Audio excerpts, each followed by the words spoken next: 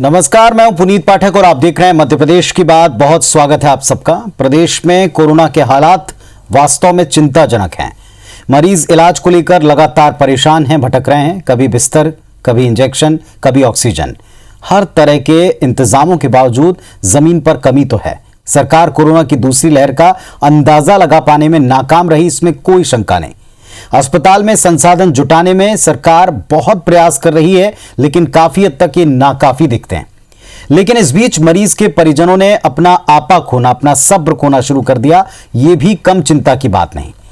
Covid ward में होने वाले मौत से दुखी परिजनों का गुस्सा डॉक्टर्स पर, वहां पैरामेडिकल स्टाफ जो सामने दिखता उस पर टूटने लगा।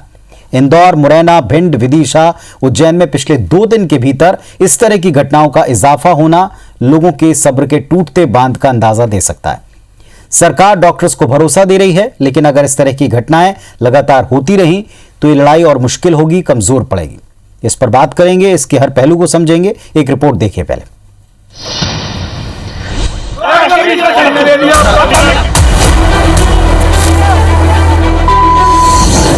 इंदौर, मरीज के परिजन और डॉक्टर्स में मारपीट।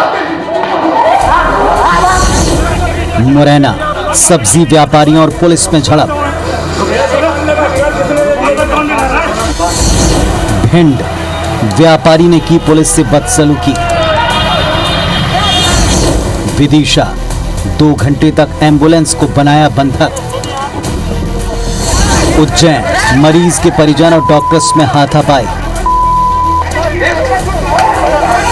प्रदेश के 5 अलग अलग शहरों की ये तस्वीरें बताती हैं कि कोरोना योद्धाओं को लेकर आखिर किस तरह का बर्ताव हो रहा है। कहीं डॉक्टर्स को पीटा जा रहा है तो कहीं पुलिसकर्मियों से हाथापाई हो रही है। जाहिर तौर पर ऐसे वक्त में जब पूरा देश प्रदेश संक्रमण की सुनामी से जूझ रहा हो, कोरोना वॉरियर्स के साथ जनता का ये बर्ताव न केवल उनका हौसला कमजोर करता है, बल्कि अराजकता के हालात भी बना सकता है।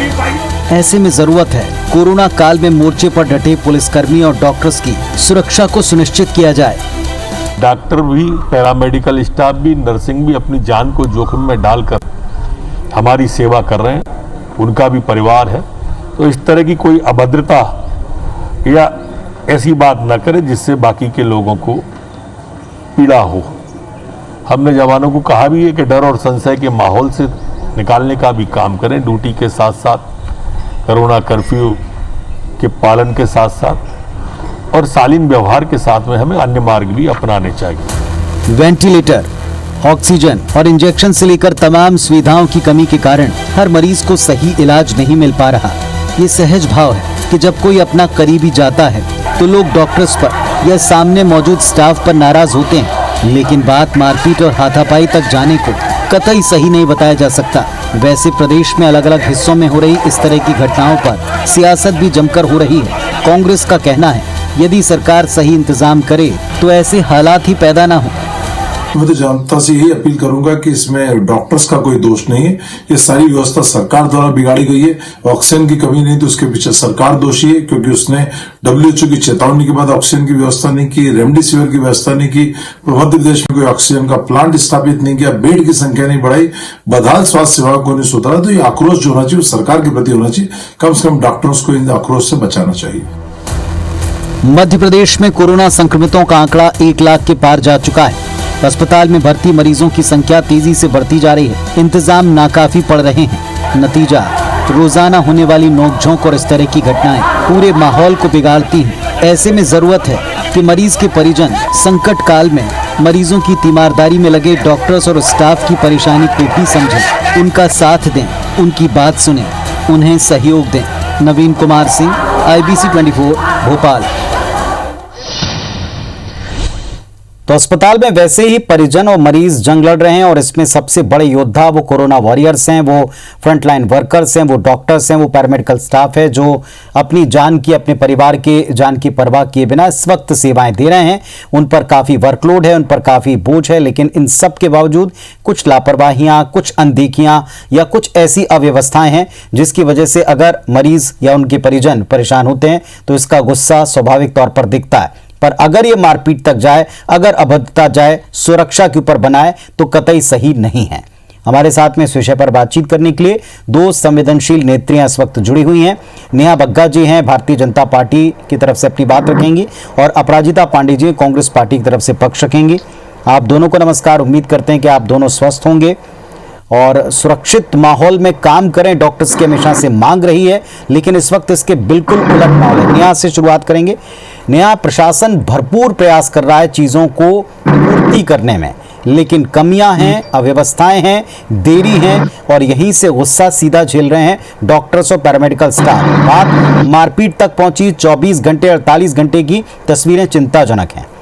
कौन जिम्मेदार आपको लगता है इस हालात में? जी देखिए, सबसे पहली बात तो ये है कि ये कोई बीमारी नहीं है, एक बहुत बड़ी महामारी आई है। ये बात बिल्कुल सही है कि हमने अनुमान नहीं लगाया था कि इस प्रकार से ये सेकेंड वेव आ जाएगी और इतनी बड़ी संख्या में लोग जो है उससे संक्रमित हो जाएंगे। इसलिए चुनौती बड़ी है। मैं ये नहीं कहती कि सारी व्यवस्थाएं बिल्कुल एक नंबर पर चल रही है। हमारे पास ऑक्सीजन भी है, हमारे पास दवाएं भी हैं, हमारे पास बिस्तर भी है, पर यह बात जरूर है कि जिस प्रकार से आंकड़े बढ़ते जा रहे हैं संक्रमण के, उसी तेजी से सरकार व्यवस्थाएं भी बढ़ा रही है, उसी तेजी से ऑक्सीजन भी बढ़ रही है। आप याद करिए, पिछले साल जब ये कोविड की वेव आई थी तो मध्य प्रदेश में 50 टन ऑक्सीजन हुआ करती थी। आज केंद्र सरकार की मदद से हमारे पास 512 टन मेट्रिक ऑक्सीजन मिलने लग गई है। और लगातार सरकार, चाहे बेड की व्यवस्था हो, चाहे वेंटिलेटर की व्यवस्था हो, चाहे ऑक्सीजन की व्यवस्था हो, इसको करने में लगी हुई है। मुख्यमंत्री जी नए नए प्रयोग भी कर रहे हैं, और जो हमारे पास नई टेक्नोलॉजी है उसके माध्यम से हम जनता को जल्दी से जल्दी इस संक्रमण से कैसे बाहर निकाल सके, इस पर भी काम किया जा रहा है। पर जो आज आपका टॉपिक है उसके लिए मैं आपको धन्यवाद देना चाहती हूँ, क्योंकि आज के समय में ये बहुत आवश्यक है कि जो हमारे कोरोना वॉरियर्स हैं हम उनका सम्मान करें। ये बहुत आवश्यक है कि जो लोग अपने परिवार को छोड़कर हमें सुरक्षित रखने के लिए, हमें हमारे परिवार से जोड़कर रखने के लिए दिन रात काम कर रहे हैं, उनकी हम रिस्पेक्ट करें। कहीं ना कहीं मानवता जो पीछे छूट रही है उसको आगे लेकर आए। और मुझे बहुत दुख भी हो रहा है आज जिस प्रकार से एक वीडियो मैंने देखा, माननीय पूर्व मुख्यमंत्री कमलनाथ जी का, जिसपे वो डॉक्टर पे ही सवाल उठा रहे थे। पिछले दिनों हमने देखा कि जेपी अस्पताल में पीसी शर्मा जी ने जिस तरीके से अभद्र व्यवहार किया डॉक्टर के साथ में, वो डॉक्टर पीड़ा से भर गया, रोने लग गया। आप साइकोलॉजिकल एक इम्पैक्ट सोचिए उस डॉक्टर के ऊपर जो 24 घंटे मरीजों के बीच में है। उसी प्रकार से इनकी एक प्रवक्ता उज्जैन में एक सरकारी अस्पताल में पहुंच गई और बकायदा अपनी प्राइवेट कैमरा टीम लेकर पहुंची वो 8-10 लोगों के साथ में। सिर्फ कुछ हंगामा हो जाए, कुछ वो सीन क्रिएट कर लें और वो वहां पर एक तरीके से मीडिया पब्लिसिटी पा लें। तो मेरी तो हाथ जोड़कर विनती है कि अगर हम जनप्रतिनिधि, जो हम एक तरीके से राह दिखाते हैं जनता को, कहीं पर एक जनता हमें आइडल मानकर चलती है, अगर इस प्रकार से व्यवहार करेंगे कोविड के वॉरियर्स के साथ में, हमारे सफाई कर्मचारी, हमारे डॉक्टर्स के साथ में, हमारे पुलिस स्टाफ के साथ में, जो सड़कों पर सिर्फ हमारी सुरक्षा करने के लिए खड़े हुए हैं, वो संक्रमित हो जाते हैं हमें बचाने के लिए कि हम अपने परिवार के साथ रह सके। इस तरीके का व्यवहार ना करिए, सेंसिटिव बनिए। मानवता की सबसे ज्यादा आवश्यकता है इस दौर में। आपकी बात पूरी तरह सही है, लेकिन एक तस्वीर का एक हिस्सा है। इसे कहते हुए मैं अपराजिता के पास जाऊंगा। हिस्सा यह है कि अगर कहीं ऑक्सीजन की कमी की बात डॉक्टर आकर स्वीकार करता है, बेड की अनुपलब्धता की जानकारी मैनेजमेंट आकर आगे देता है, और एट द सेम टाइम उसी दिन उसी वक्त उस पर डिबेट में या उस पर बाहर कोई इसे पूरी तरह खारिज करता है, आपको साधुवाद कि आपने विनम्रता से इस बात को स्वीकार किया है कि हाँ, इसके असेसमेंट में दिक्कत हुई, देरी हुई, सारा देश कह रहा है, क्योंकि सारे देश में ये परिस्थितियां हैं, केवल अपने यहाँ एक ही जगह नहीं। लेकिन साथ ही साथ जब डिनायल होता है और कोई व्यक्ति भुक्तभोगी होता है तो उसका रोष डबल होकर सामने व्यक्ति के ऊपर टूट पड़ता है। अपराजिता जी, बात बिल्कुल सही है कि सब इस वक्त बड़े नाजुक दौर में है। किसी का अपना अगर जा रहा होता है या परेशान होता है तो जाहिर तौर पर गुस्सा होता है, पर आपको क्या लगता है इस माहौल में उन्हें सुरक्षा देने की आवश्यकता है, उनको भी बचाने की आवश्यकता है जो आपके हमारे लिए काम कर रहे हैं? नमस्कार पुनीत जी, सबसे पहले तो मैं ठीक हूँ। होप करती हूँ कि आपका और आपका परिवार भी ठीक हो, और नेहा जी के लिए भी बेस्ट विशेस और सब ठीक रहें। यहाँ पर एक बात नेहा जी ने बहुत अच्छी कही कि उन्होंने सबसे पहले ये माना कि सोचा ही नहीं था कि सेकंड वेव इस तरह आ जाएगी और इतने लोग संक्रमित हो जाएंगे। यहीं पर सबसे बड़ी गलती हुई है, चाहे मध्य प्रदेश सरकार की हो, चाहे केंद्र सरकार की हो। आज हम मानवता की बात करते हैं, आज हम बात करते हैं किस प्रकार से हमारे लोग जूझ रहे हैं, इसको बेटर हैंडल किया जा सकता था। जब हमारे पास इतने महीने थे, जब हमारे पास फैसिलिटीज बढ़ाने के, ऑक्सीजन स्टोर करने के महीने थे, तो ना मध्य प्रदेश सरकार ना केंद्र सरकार ने माना। पूरी दुनिया में हर कोई कह रहा था कि एक सेकेंड वेव आएगी, सेकेंड वेव और भी डेडली होगी और इसमें बेटर मैनेजमेंट की जरूरत होगी। जब आज नेहा जी बात करती है मानवता की, तो यहाँ पर ये आंकड़े याद रखने चाहिए कि कितना सरकार में, केंद्र सरकार हो, कितना अहंकार था। अगर हमें सोचना चाहिए था कि इस महामारी के बीच 9,000 मीट्रिक टन ऑक्सीजन का निर्यात कर देना चाहिए था। 700% ऑक्सीजन पुनीत जी एक्सपोर्ट बढ़ा है जनवरी इस साल में as compared to last year. ये प्लानिंग थी आपकी। 6,000 करोड़ से भी ज्यादा वैक्सीन का आपने निर्यात कर दिया। आपको ये नहीं लगा कि आपकी पॉपुलेशन कैसे वैक्सीनेटेड हो पाएगी? ये सब बातें सोचने की होती हैं। आज जो हमारे कोविड हेल्थ केयर, जो हमारे वॉरियर्स हैं, उनपे ये जो दशा आई है, उनपे जो है महामारी क्रूरता से आ जाई है, वो सब चीजें बेटर मैनेजमेंट से हैंडल की जा सकती थी। रोज रोज आप अखबार उठाते हैं, आप यही चीजें पढ़ते हैं और ये पूरी तरीके से मैं कह सकती हूँ शिवराज सरकार पे सीधा सीधा तरीके से। ये देखिए आज का जब ये आप देखते हैं अस्पतालों में सिर्फ इंतजार, ये सब आप जब पढ़ते हैं, जब बेड नहीं है, एम्बुलेंस नहीं है, तो क्या लगता है जनता? मैं तो ये कहना चाहती हूँ, जब वैक्सीन खरीदने की बात आती है, वैक्सीन पे भी प्रॉफिटियरिंग, वैक्सीन पे भी मुनाफाखोरी की बात आती है, हर पेपर जब मैं उठाती हूँ तो मुझे इतना दुख लगता है। इस प्रकार की जब यहाँ आप न्यूज पढ़ते हैं, इंदौर में 25 से 30% और जबलपुर में चंद हजार, इस प्रकार से हम अपने सिटीजन्स को सेव करेंगे? इस प्रकार से मुनाफाखोरी करेंगे? अगर वैक्सीन और दवाइयां खरीदनी होती तो इतना वक्त लग जाता है, ऑक्सीजन का इतना वक्त लग जाता है। जब विधायक खरीदने होते हैं मध्य प्रदेश में तो तुरंत खरीदे चले जाते हैं। यहाँ पर एक ह्यूमैनिटेरियन क्राइसिस से हमारा मध्य प्रदेश हो चाहे भारत सरकार गुजर रही है। अगर इस प्रकार से हमारा इस प्रकार से चलेगा कि हर बात पे प्रशासन कह देता है कि एसपी, कलेक्टर, उनको ठहराया जाएगा जिम्मेदार, बिल्कुल नपवाइए। अगर आप नपवा सकते हैं और इस परिस्थिति को सुधार सकते हैं तो हम सब आपके साथ हैं, पर ऑक्सीजन की लाइन तो शुरू करिए। ये सब तो सरकार के हाथों में होता है। इस प्रकार से, जिस प्रकार से, ठीक है प्राजिता जी, लेकिन एक बात ये भी दिखाई पड़ती है, इस बात को भी मैं कोट करके कहूंगा और हर बार कहता हूं, अपनी डिबेट में हम कहते हैं, दिखाते हैं कि सरकार इस समय बहुत तेजी से प्रयास करी, देर हुई लेकिन तेजी से प्रयास कर रही है। इस दौर में जो गुस्सा है, आक्रोश है, वो सबका जायज तो लगता है, लेकिन वो अनकंट्रोल्ड हो जाए तो ये स्थितियों को और बिगाड़ सकता है, और उसे आप कैसे संभालेंगे, इस पर भी बात होनी है। जी मैं चाहता हूं आप उत्तर दें। पुनीत जी यहाँ पे बहुत जरूरी है, देखिए पुनीत जी, सबसे बड़ी बात मत करिए कि पब्लिक के साथ छलावा मत करिए। प्राजिता जी मैं अपनी बात रख लूं जी, कहें आपकी अनुमति से। पुनीत जी देखिए, सबसे बड़ी बात है कि कांग्रेस के लिए एक बहुत सिंपल एजेंडा है कि अगर मध्य प्रदेश में भाजपा की सरकार है तो मुख्यमंत्री जिम्मेदार है, और अगर किसी प्रदेश में इनकी सरकार है तो केंद्र सरकार, मोदी जी जिम्मेदार है। इनकी कहीं पर लायबिलिटी नहीं है, कहीं पर रिस्पॉन्सिबिलिटी नहीं है। मैं नहीं चाहूंगी कि छत्तीसगढ़ में जो आपने क्रिकेट स्टेडियम में क्रिकेट करवाया, या महाराष्ट्र की जो स्थिति हो रही है, या राजस्थान की जो स्थिति है, वहां पे आपकी सरकार है। आप राहुल गांधी जी को क्रेडिट देते हैं कि उन्होंने चिताया था, तो क्या तैयारियां हैं ये हम सबके सामने। हम में से किसी ने भी देश में ये अनुमान नहीं लगाया था कि इस प्रकार से इतनी बड़ी महामारी आ जाएगी और सेकेंड वेव इतनी खतरनाक होगी। और यही कारण है कि आज हम डिले जरूर हुआ है, पर जो लॉन्ग टर्म जो नहीं हम तैयार कर पाए, शॉर्ट टर्म में सरकार लगातार वो काम कर रही है। ये जवाब नहीं देंगे कि इनके राज्यों में इतना बड़ा फेलियर क्यों है, मैं उस पर नहीं जाते हुए सिंपल आपको और आपकी जनता को ये बता दूं कि मध्य प्रदेश में क्या तैयारियां चल रही हैं। Council of scientific and industrial research Bharat की ओर से, उनके सहयोग से, केंद्र सरकार की मदद से मध्य प्रदेश के 5 जिलों में वीपीएसए तकनीक से ऑक्सीजन प्लांट लगाने की तैयारी की शुरुआत हो चुकी है। और ये अगर इस तकनीक से मध्य प्रदेश में प्लांट लग जाते हैं तो देश में अपने आप में पहला होगा।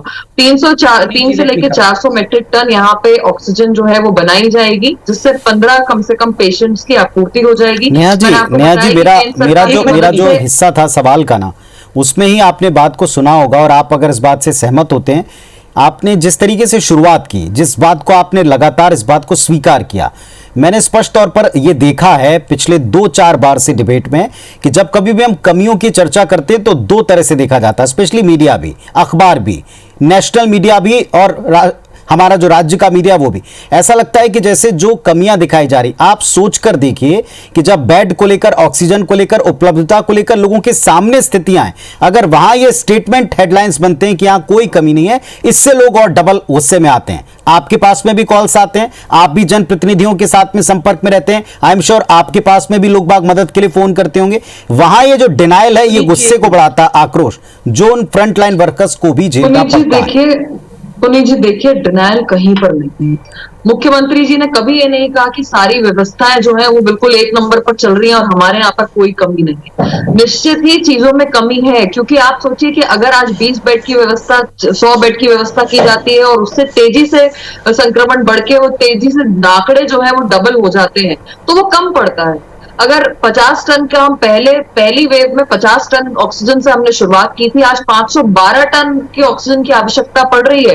तो ये क्यों पड़ रही है? क्योंकि लगातार जो है संक्रमण का दायरा बढ़ता गया, लोगों में संक्रमण ज्यादा होता गया, कई परिवार के परिवार संक्रमित होते चले गए, और वो आज जो तैयारी है वो शायद कल कम पड़ जाती है, कल जो करेंगे वो शायद परसों कम पड़ रही है। इसीलिए आज आप अपनी जगह सही हैं, लेकिन एक तरफ ये सधा हुआ स्टेटमेंट है और दूसरी तरफ पूरी तरह से खारिज करने वाला स्टेटमेंट है। दोनों में फर्क होता है।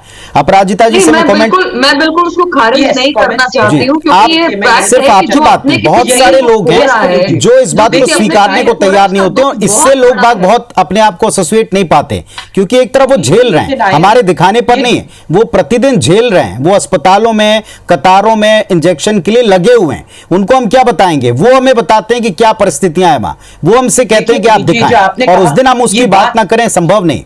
जी अपराजिता जी, आप कुछ कह रही हैं? जी पुनीत जी, देखिए ये बात डिनायल से ही शुरू हुई थी, जो मैं बार बार कहती हूँ। WHO की रिपोर्ट आई थी, second wave will be more disastrous, ये साफ रिपोर्ट आई थी, फिर भी कोई प्रयास नहीं किए गए। प्रयास क्या किए गए? बंगाल चुनाव इंपॉर्टेंट था, कुंभ मेला इंपॉर्टेंट था। जब इस प्रकार की कंफ्यूज छवि आप जनता के सामने पेश करते हैं कि एक तरफ तो कहते हैं लॉकडाउन लगाएंगे और फिर पूरी तरीके से कोविड इन अप्रोप्रिएट बिहेवियर होता है क्योंकि चुनाव जीतने, तो जनता यहाँ पे समझती है। मैं आपको यहाँ पे एक बड़ी रोचक बात बताती हूँ। मेरे यहाँ जो काम करने वाली आती है पुनीत जी, आज उसने मुझसे एक चीज कही कि किस प्रकार से दीदी हालात बिगड़ते चले जा रहे हैं। मैंने बोला क्या हुआ?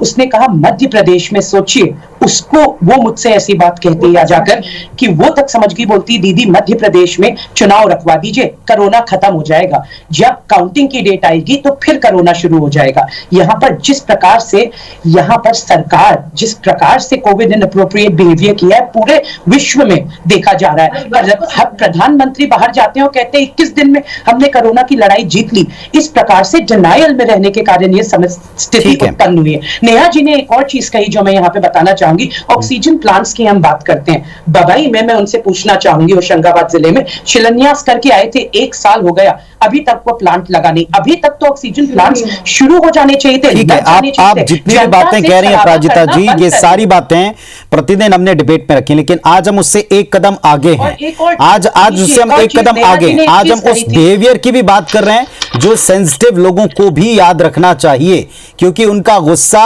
है किसी पर, लेकिन जिस पर उतर रहा है वो बहुत गलत है। नेहा जी, जिस टॉपिक के ऊपर आज हम बात कर रहे हैं उसमें सबसे जरूरी है कि लोगों को भी संवेदनशील रहना पड़ेगा, लेकिन मनोस्थितियां भी सबकी बहुत कमजोर हैं, खराब हैं। एक तरफ कठिन हालात हैं, दूसरी तरफ जो जानकारियां हैं, अगर इसमें थोड़ा सा भी उन्हें झूठ या डिनायल लगता है, थोड़ी सी भी शंकाएं बढ़ती हैं, तो वो मारपीट पर उतर आती हैं, जो कि कतई काबिले बर्दाश्त नहीं है। क्या हम इसके लिए कर सकते हैं? लोगों से अपील तो लगातार कर ही रहे, हम प्रशासन के तौर पर इसमें क्या कर सकते हैं? पुनीत जी देखिए, लगातार व्यवस्थाओं को सुधारने के लिए सरकार काम कर रही है और जो सुधार हो रहे हैं वो हर दिन में अंतर वो नजर भी आ रहा है। ऐसा नहीं है कि सरकार किसी डिनायल मोड में है। मैंने मुख्यमंत्री जी को कभी भी ये बोलते हुए नहीं सुना इस सेकेंड वेव में कि हमारे पास सब कुछ है। वो हमेशा हर दिन का जो बेहतर स्थिति बन रही है, जो बेहतर करने का प्रयास कर रहे हैं, उसको जनता के सामने रख रहे हैं। नंबर 1। नंबर 2 की सेंसिटिविटी की आवश्यकता आज सरकार को भी है, विपक्ष को भी है और आम जनता को भी है, और स्पेशली हमारे कोरोना वॉरियर्स के लिए। और उन पेशेंट्स के लिए जो इस महामारी में जूझ रहे हैं, उनके लिए भी सेंसिटिव होना पड़ेगा हमें। अगर आप एक तरफ देखेंगे तो एक धड़ा है, मैं नाम ही ले लेती हूँ, कांग्रेस का अगर पक्ष आप देखेंगे तो सिर्फ और सिर्फ नेगेटिविटी है। आप समझिए कि एक जो कोरोना से पेशेंट जूझ रहा है, उसके ऊपर मेंटल कितना प्रेशर ये लोग बना देते हैं। आप लगातार कहेंगे कि नहीं हमारे पास ऑक्सीजन नहीं है, नहीं हमारे पास बेड नहीं है, नहीं हमारे पास दवाइयां नहीं है। आपको उसे सशक्त करना पड़ेगा। अगर हम पहली वेव में जीत पाए थे तो उस जीत के पीछे कारण था कि हमने उनका मनोबल बढ़ाया था, हम सब एकजुट होकर लड़े थे, हमने उनके लिए एक इंस्पिरेशनल काम किया था। तमाम सारे आज आप लोगों को देखेंगे, कोरोना वॉरियर्स को देखेंगे, कहीं गर्भवती नर्स है वो अपनी सेवाएं दे रही है, वो अपनी सुरक्षा ना सोच के, अपने बच्चे की सुरक्षा ना सोच के, नेहा जी एक बड़ी थिन लाइन होती है, नेहा जी एक बड़ी बारीक सी रेखा होती है। आपको व्यवस्था बनाने के लिए कुछ चीजें सामने प्रकट करनी पड़ती हैं क्योंकि लोगों को आपको शांत करना है। लेकिन मैं ग्वालियर की एक उदाहरण देते हुए आपको जिक्र करता हूं कि ग्वालियर के जनप्रतिनिधि इसी मंच पर बैठे हुए थे। उन्होंने कहा था कि सारी रात कोई नहीं सोया, ना प्रशासन, ना नेता, ना पक्ष, ना विपक्ष के। प्रद्युमन सिंह तोमर जी की सबने मुक्तगण से तारीफ की, उनके जेस्चर की तारीफ की। लेकिन at the same time, same day, जब प्रदेश के जो चिकित्सा स्वास्थ्य मंत्री हैं वो ये दावा करते हुए कहते हैं, चिकित्सा शिक्षा मंत्री विश्वास सारंग जी, कि कोई कमी नहीं है, और वहां से चले जाते हैं। उस खबर से थोड़ा सा लोगों में आक्रोश आता है। लोग कहते हैं कि किस तरह से आप ये बयान दे सकते हैं, जबकि लोग कह रहे हैं, देख रहे हैं, झेल रहे हैं, भोग रहे हैं, और उस पर अगर प्रवक्ता भी इस बात को कहते हैं कि आप लोग व्यवस्थाएं बिगाड़ रहे हैं, तब थोड़ा गुस्सा आता है। चलिए, सिंपल सी बात, अपराजिता जी जो बात नेहा जी कह रही हैं कि डे बाय डे चीजें सुधर रही हैं और ये विश्वास जगाना पड़ेगा, ये विश्वास न जगाया तो स्थितियां और बिगड़ेंगी। पुनीत जी, विश्वास जगाना पड़ेगा, मनोबल बढ़ाना पड़ेगा, छलावा नहीं करना है जनता के साथ। कहना नहीं है कि हमारे पास, अजय बिष्ट जी कभी कह देते हैं हमारे पास तो ऑक्सीजन है, उसके बाद आपको दिखता है आंकड़ों में कि ऑक्सीजन से कितने लोगों की मृत्यु हो रही है। यहाँ पर जो जनता के साथ छलावा किया जा रहा है हर दिन, नेहा जी कहती है परिस्थितियों में सुधार आ रहा है। अरे परिस्थितियों में सुधार आज, इसके पहले आ जाना चाहिए था। जो मैं कह रही थी, अगर हम प्रिपेयर्ड होते, कितनी जानें और चली जाएंगी और हम कब तक कहते रहेंगे कि परिस्थितियों में सुधार आ रहा है। हर दिन आज का अखबार है, जुगाड़ से मध्य प्रदेश चल रहा है। ये मैं नहीं कह रही, आज का हर अखबार कह रहा है। पूरी तरीके से प्रशासनिक व्यवस्थाएं हो चाहे सरकार की व्यवस्थाएं हो, फेल हो गई हैं। सब आज एक ही बात कह रहे हैं कि अब की बार एक फेल्ड सरकार, अब की बार सिर्फ अंतिम संस्कार। क्या लोगों को समझ में नहीं आता? शर्म आनी चाहिए इस तरीके की कम से कम भाषा मत इस्तेमाल करिए। आप सेंसिटिव हैं, आप कभी इस प्रकार की भाषा इस्तेमाल नहीं करते हैं। अपराजिता जी, आप क्या कह रही हैं? आपकी बार अंतिम संस्कार सरकार क्या बोल रही है? 67 डेथ्स हुई है, गवर्नमेंट ने, सरकार ने रिपोर्ट की है सिर्फ 5। आप छलावा क्यों कर रहे हैं जनता के साथ? आगे आके बताइए कि हमारे पास क्या परिस्थिति है, सच बताइए। ये सब कहना छोड़िए। जब प्रधानमंत्री ने कहा था कि 21 दिन में कोरोना से जीत लेंगे, ये छलावा सबसे बड़ा जनता के साथ किया।